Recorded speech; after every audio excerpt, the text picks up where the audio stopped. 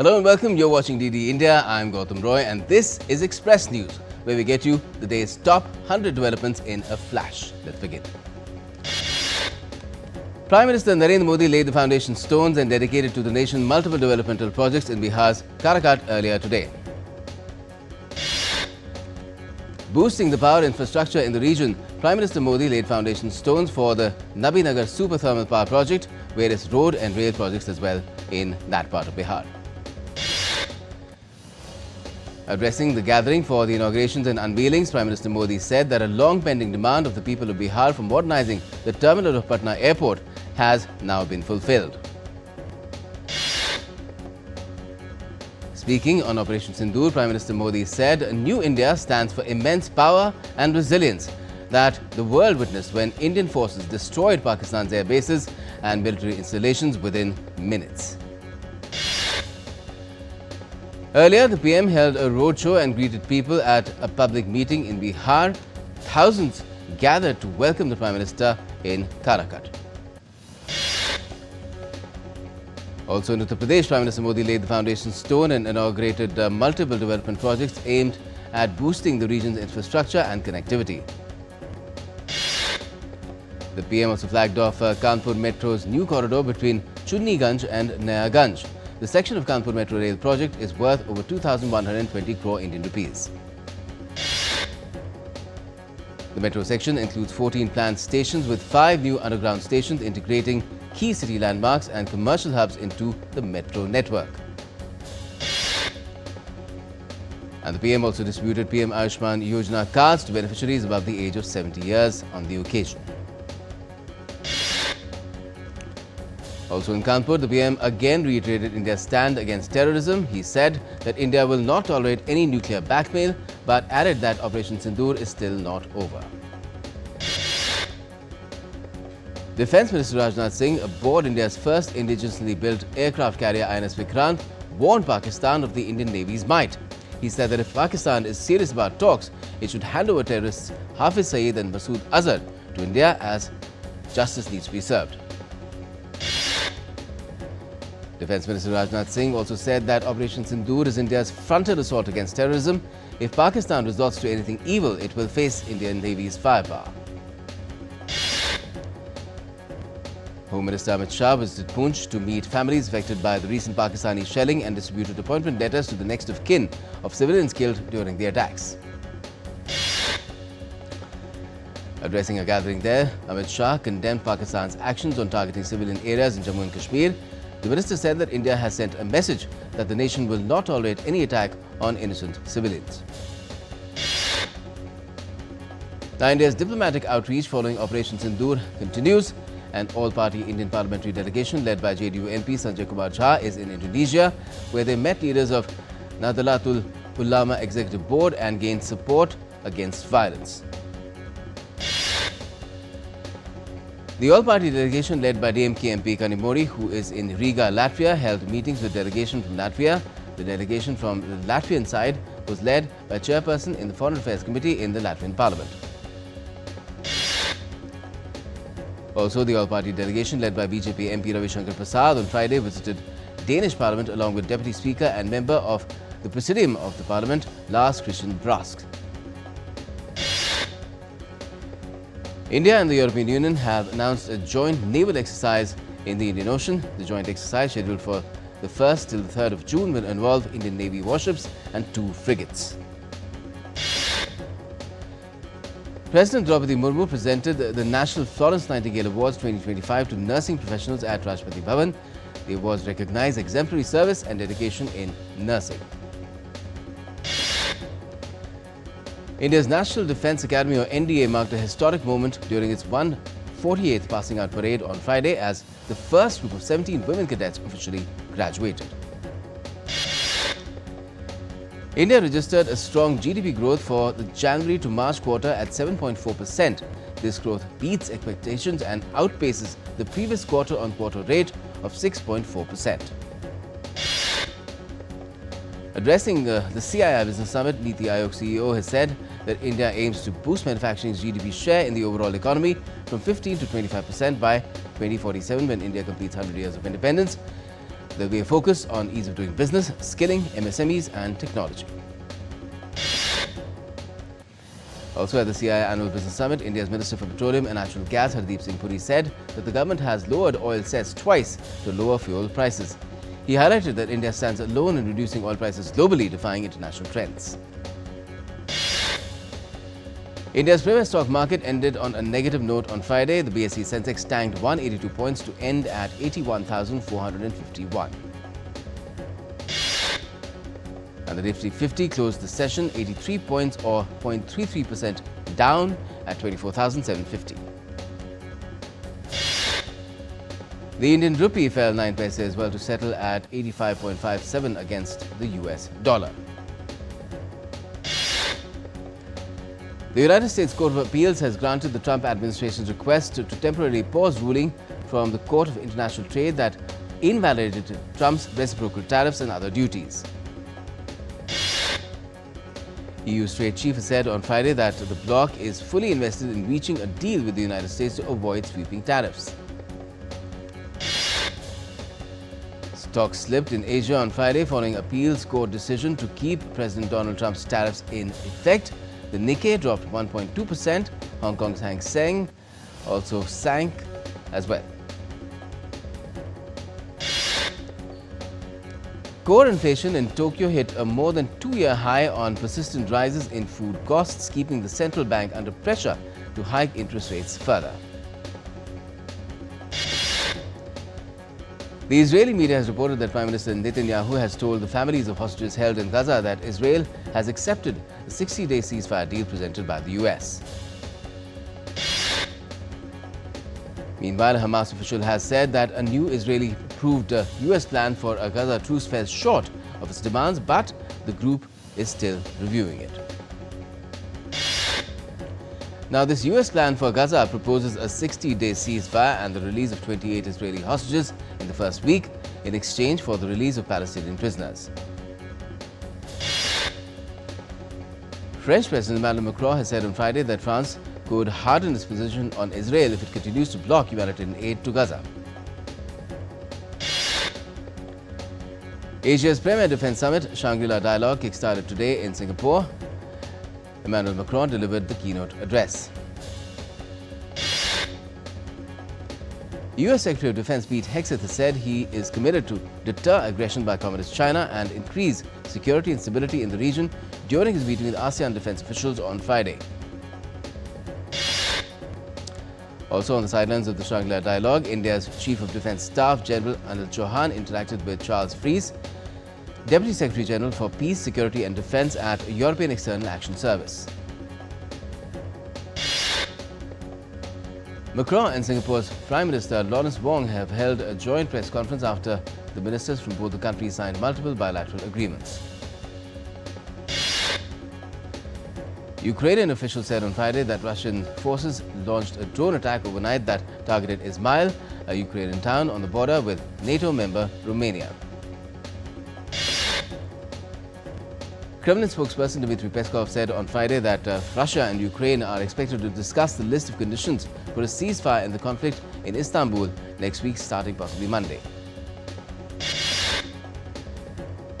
The US has called on Russia at the United Nations Security Council to accept a comprehensive ceasefire proposal in Ukraine, calling it Russia's best possible outcome. Acting Deputy US Ambassador John Kelly warned that if Russia continued the war, the US could impose further sanctions. US State Department spokesperson Tammy Bruce has said that the US will not tolerate the Chinese Communist Party exploiting American universities or stealing US research and intellectual property. The Trump administration has given Harvard University 30 days to challenge the revocation of their ability to enroll international students. Yemen's Houthi rebels claimed they fired a hypersonic ballistic missile at Israel's Ben Gurion airport near Tel Aviv. And in turn, Israeli army said it intercepted a missile launched from Yemen after air raid sirens sounded in the center of the country and explosions were heard over Jerusalem.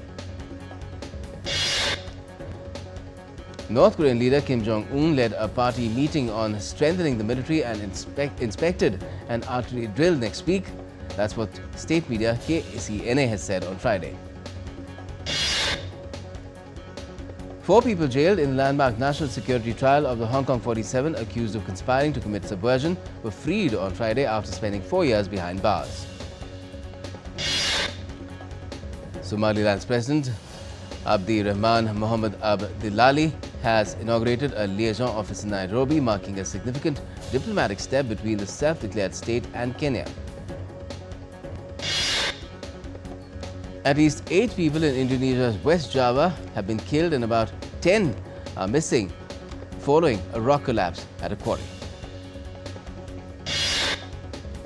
Time now for a quick break, but we'll be back with more in Express News. Do not go anywhere else.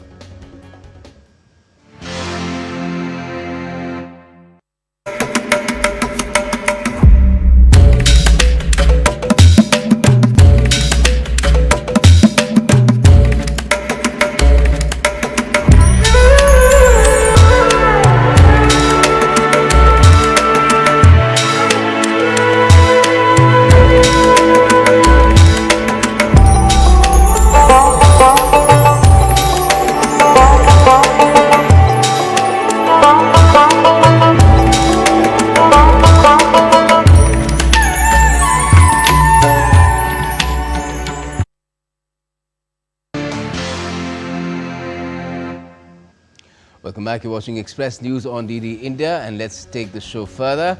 Well, Canada's Saskatchewan has declared a state of emergency amid 17 active wildfires, forcing the evacuation of 15 communities across the province.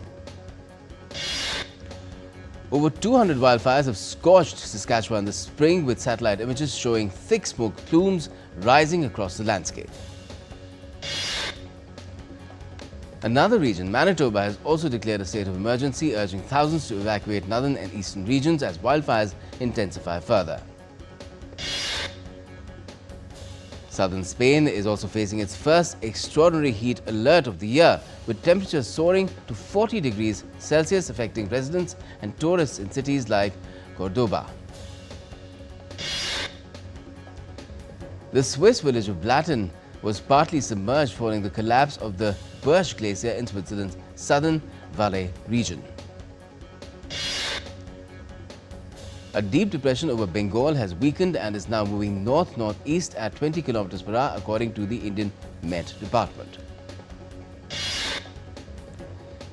The IMD has issued warnings of widespread thunderstorms and gusty winds across northwest India over the next 4 to 5 days.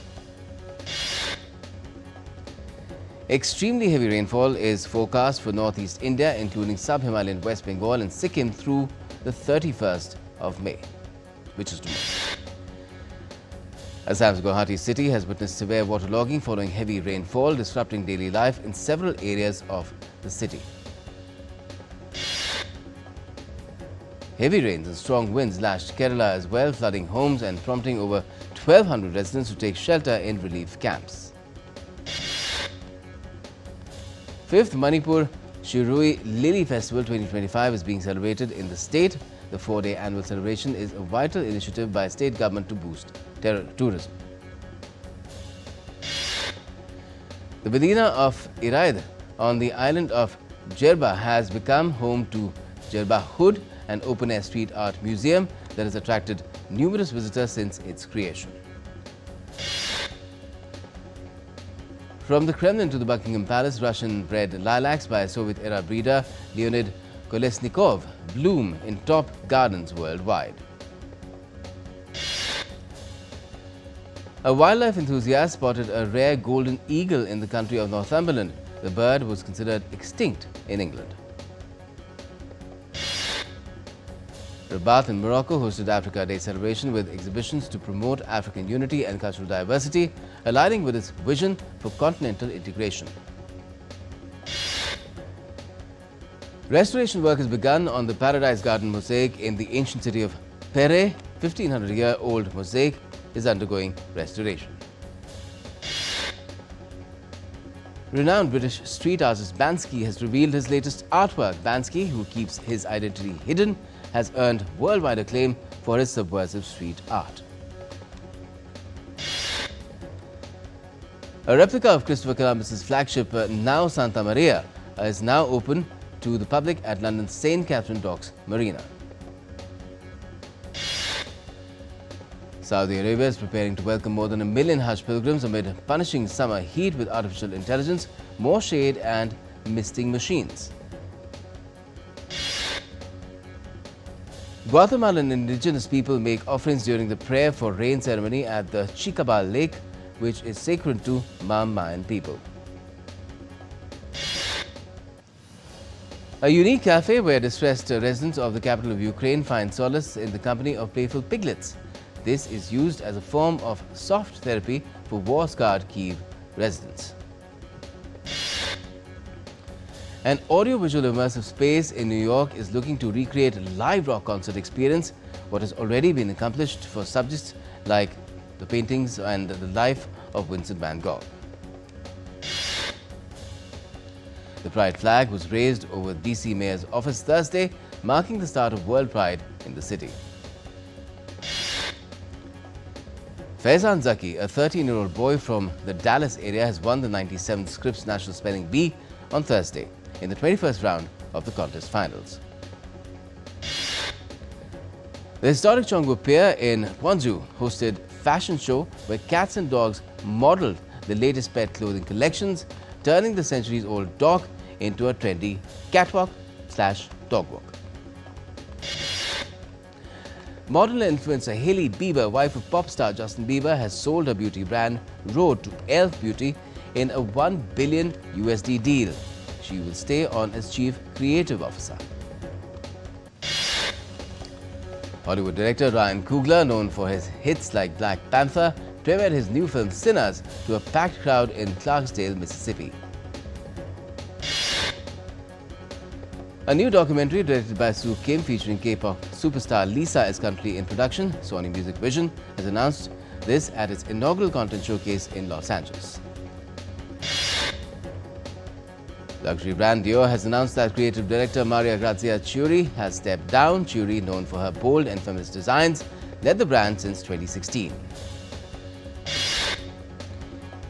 Hit-making singer Shawn Mendes is hitting the road again. He is set to celebrate 10 years since his debut album Handwritten, with a new tour across Europe and North America later this year. Prime Video's The Terminal List Dark Wolf, an American action thriller series created by David DiGilio, will premiere on the 27th of August with 3 episodes, followed by weekly releases. Shakira, Jason Aldean, Brooks and Dunn's performance at Fenway Park in Boston this week has been cancelled due to infrastructural issues. The Mosquito co-star Melissa George will lead Miss X, a new crime dramedy set to air on Warner Brothers Discovery's TV3 in New Zealand. Production starts the 2nd of June with a premiere expected next spring. The trailer for Lionsgate and Roadside Attractions' horror film or thriller The Home is out now, showcasing Pete Davidson's terrifying experience in a retirement facility. Bollywood's Studio YRF drops the teaser for Sayyara, starring newcomers Ahan Pandey and Aneet Padda. Directed by Mohit Suri, the film hits theatres on the 18th of July this year. Hindi film star Ajay Devgan and Jio Studios have launched the trailer of Ma, a mythological horror film starring Kajol, his wife. Directed by Vishal Furia, the film hits theatres on the 27th of next month. Film producer Dinesh Vijan has unveiled the first look of Param Sundari, a romantic comedy starring Siddharth Malhotra and Janhvi Kapoor. Directed by Tushar Jalota, the film releases 25th of July this year.